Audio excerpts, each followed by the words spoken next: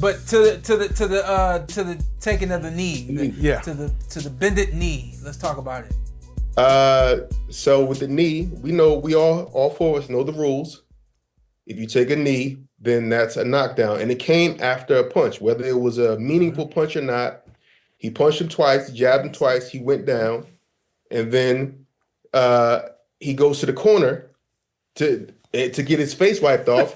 And if you watch the wipe off, he does not touch his eye. He just get a quick, whatever was supposed to be in his eye, he couldn't have gotten off with that wipe. So we look back at Muhammad Ali, who got Sonny Liston put the shit in his eyes, and he had to run around blind for a round and a half. Or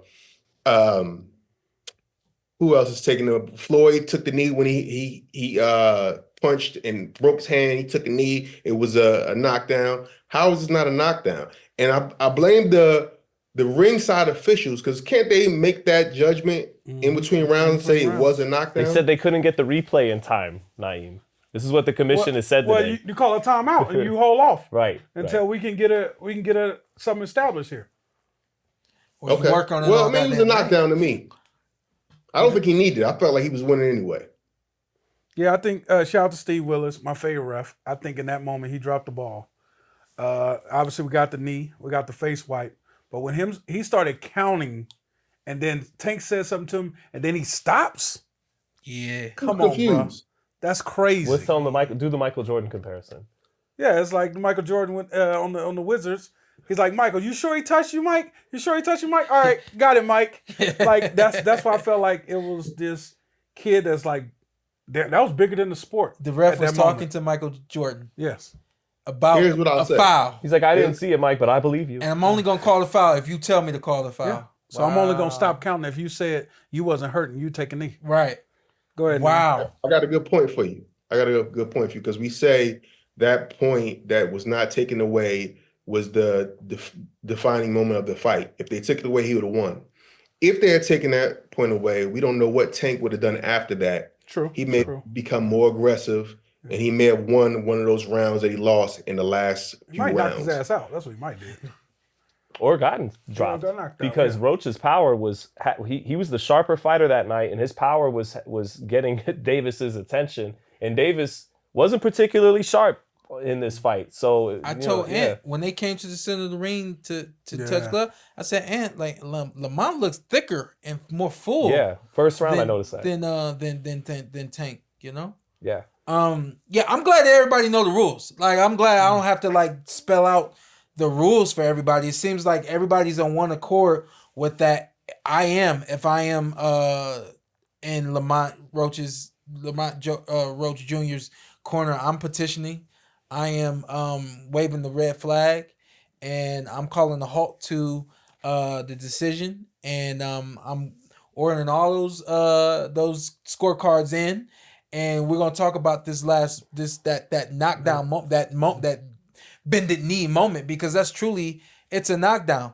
Now, my problem is when you're ringside as a judge and you see what's going on in the ring, you should make your own educated decision based on what you know it's supposed to be. You're not supposed to, well, he started counting, he stops. So I'm not gonna do it. We're supposed to see everybody's scorecards read 8-10, even though Steve Willis stopped counting. Oh, damn, really? We're supposed to, that's called, what is that? That's called integrity. That's what that's called. Yes, New York Athletic State Commission, because I don't fight no more. Where's your integrity? Well, these appeals usually never go anywhere, and apparently this one is going somewhere. So, and they're the same commission that slapped Ryan for the no contest. So they and Andy, John Ruiz, and James Toney back in the day. So maybe New York doesn't play. We'll see. There it is. Yeah. There it is. You quickly too, man. There was someone that asked us on the comments on Twitter, is this similar to Roy and Tarver? You know, and that Tarver, this guy who knew Roy coming up in Florida, he's got his number.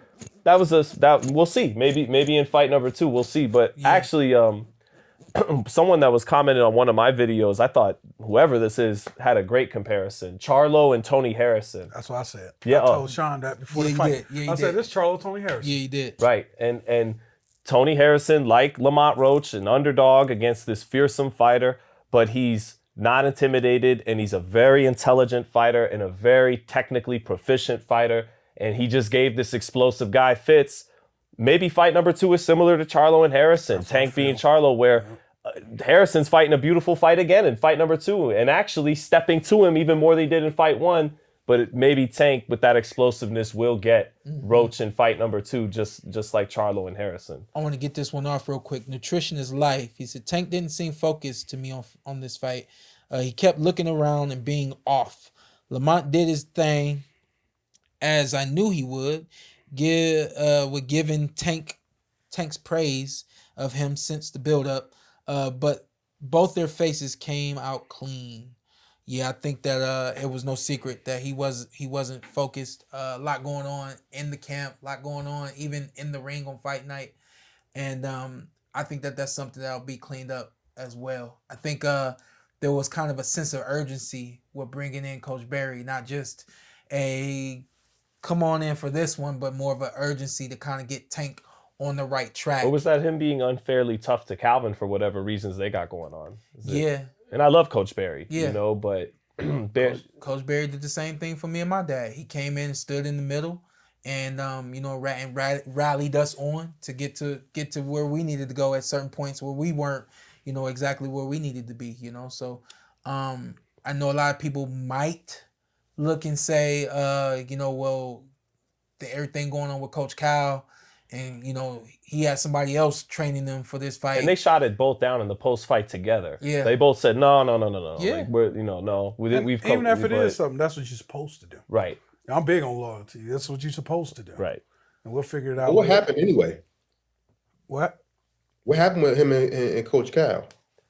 He'd been tight-lipped about it. Coach Cal said something on fight week, Naeem, that he's been going through things, and but. We're unable to kind of, they're keeping it to themselves, and I understand that. But somebody else pointed this one is kind of funny. Tory, he's pointing out that remember there was the fight in the crowd when Tank was fighting Hector Garcia, and he stopped the fight. And he said he called a timeout when he fought Hector Garcia too. So yeah, I think that's Tank being spoiled. Yeah. Tank is 100% spoiled. I think I looked at you and I said, at what point did he ever try to wipe his eyes himself? Sean, I was also thinking, didn't you used to get your hair done the day of? When I got my hair done, I always told them don't put nothing in my hair. Okay. Because I knew that I was going to sweat. I've gone through it in sparring where I had my hair done and I got sweat going in my eyes.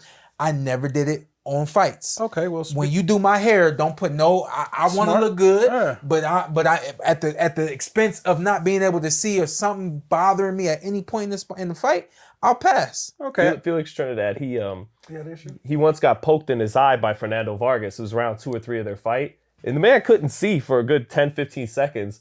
And Fernando Vargas just hit him with like 5 or 6 left hooks in a row. And Tito just ate it. And then when it was over, it was over. Yeah. And went back to fighting. Yeah. So. I mean, a couple wars that we had people with blood in their eyes. Badu Jack, Fundora versus Tim Tszyu. When you spoiled, you don't think the way you should think. Gabe Rosado was bloody. Okay, I got 2 guys that came to the ring with juices all in their hair. Tommy Hearns and Mitch Green. He said juices all in their hair. So he was getting hit by Mike Tyson and had Jerry Crow. So I don't want to hear. Yeah.